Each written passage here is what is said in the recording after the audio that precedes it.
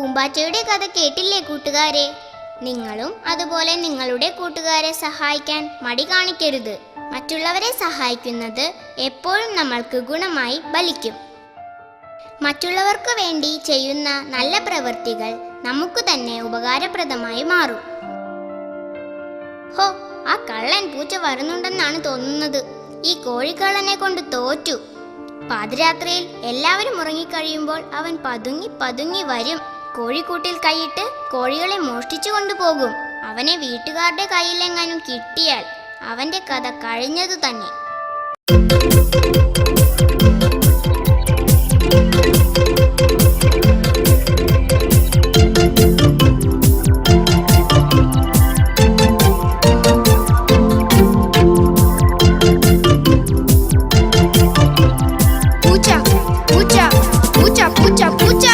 പൂച്ച, കാട്ടുമാക്കൻ പൂച്ച, കണ്ടൻ മുണ്ടൻ പൂച്ച, കറുത്ത പൂച്ച.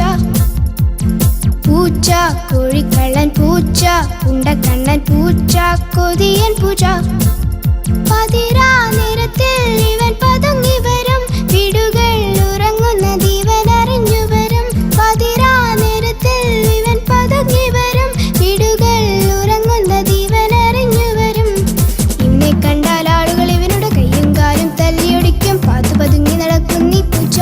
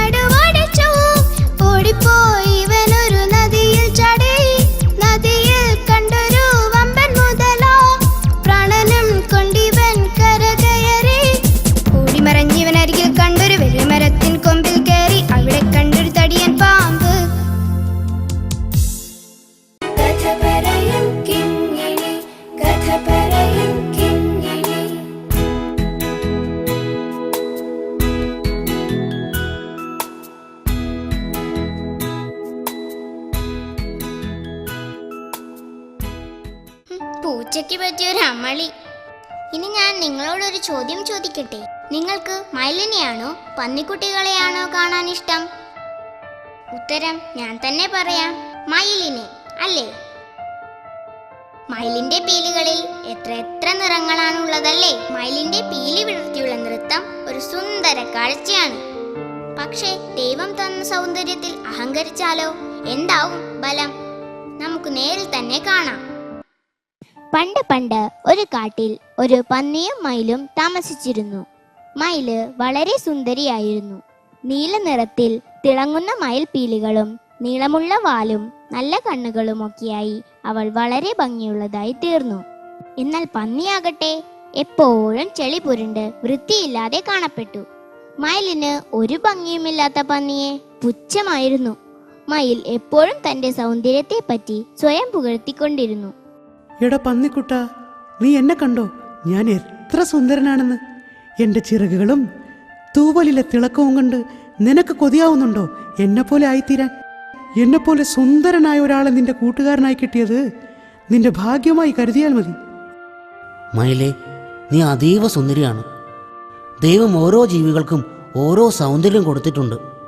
ഞാൻ എൻ്റെ സൗന്ദര്യത്തിൽ സന്തോഷവാനാണ്. എന്നാലും എൻ്റെ പന്നിക്കുട്ട, എന്തൊരു വൃത്തികേടാണ് നിന്നെ കാണാൻ. തടിച്ചു കൊഴുത്ത ശരീരവും ഭംഗിയില്ലാത്ത മുഖവും ആകെ അറപ്പുളവാക്കുന്നു. പന്നിയാകട്ടെ ഇതെല്ലാം കേട്ട് നിന്നതേ ഉള്ളൂ. ഇങ്ങനെയൊക്കെ മയിൽ പന്നിയെ ഒത്തിരി കളിയാക്കി. പന്നി തല താഴ്ത്തി എല്ലാം കേട്ടിരുന്നതേ ഉള്ളൂ. സൗന്ദര്യമല്ല, സ്വഭാവവും പ്രവൃത്തിയുമാണ് നല്ലതാകേണ്ടതെന്ന് അവൻ മനസ്സിലാക്കിയിരുന്നു. നാളുകൾ ഒത്തിരി കഴിഞ്ഞു. മയിലിന്റെ സൗന്ദര്യത്തെക്കുറിച്ചുള്ള വാർത്ത എല്ലായിടത്തും എത്തി. മയിലിനെ കുറിച്ചറിഞ്ഞ 2 വേടന്മാർ അതിനെ പിടിക്കാനായി തക്കം പാർത്തിരുന്നു. പരാക്രമ, നീ അറിഞ്ഞോ? കാട്ടിലൊരു സുന്ദരിയായ മയിലുണ്ട്. അതിനെ പിടിച്ചു വിറ്റാൽ കൈ നിറയെ പണം കിട്ടും. ഇപ്പോൾ തന്റെ കാട്ടിൽ പോയി പരതി നോക്കാ ചങ്ങാതി, എവിടെയെങ്കിലും വച്ച് കിട്ടാതിരിക്കില്ല. അങ്ങനെ അവർ മയിലിനെ തേടി കാട്ടിലേക്ക് യാത്രയായി. മയിൽ താമസിച്ചിരുന്ന ഗുഹ അവർ കണ്ടുപിടിച്ചു. തക്കം നോക്കി അവർ ഗുഹയ്ക്കകത്തു ചെന്ന് മയിലിനെ പിടിച്ച് കൂട്ടിലാക്കി. മയിൽ അവരോട് കരഞ്ഞു പറഞ്ഞു, അയ്യോ, എന്നെ കൊണ്ടുപോകല്ലേ. എന്നെ വെറുതെ വിട്ടാൽ ആ പന്നിക്കൂട്ടങ്ങൾ താമസിക്കുന്ന സ്ഥലം ഞാൻ കാണിച്ചു തരാം. ഛേ, ആർക്കു വേണം ആ വൃത്തികെട്ട ജീവികളെ? നിന്നെ കൊടുത്താൽ ധാരാളം പണം കിട്ടും. ഞങ്ങൾക്ക് നിന്നെ മതി. അങ്ങനെ മയിലിനെയും കൊണ്ട് അവർ യാത്രയായി. പോകുന്ന വഴിയിൽ മയിൽ പന്നിയെ കണ്ടു. അപ്പോൾ പന്നി പറഞ്ഞു, മയിലേ, നിന്റെ സൗന്ദര്യം നിനക്ക് ആപത്തായി. ഇനിയെങ്കിലും നീ അതിസൗന്ദര്യത്തിൽ അഹങ്കരിക്കാതിരിക്കൂ. തന്റെ സൗന്ദര്യം തന്നെയാണ് തനിക്ക് ആപത്തായതെന്നറിഞ്ഞ് മയിൽ ലജ്ജിച്ചു തല താഴ്ത്തിയിരുന്നു. കൂട്ടുകാരെ, കഥകളും പാട്ടുമെല്ലാം നിങ്ങൾക്ക് ഇഷ്ടപ്പെട്ടോ? സംസാരിച്ചിരുന്നു സമയം പോയതറിഞ്ഞില്ല. വീണ്ടും കാണുന്നതുവരെ ഞാൻ നിങ്ങളെ എല്ലാം ഓർക്കും. നിങ്ങൾ എന്നെ ഓർക്കുമോ?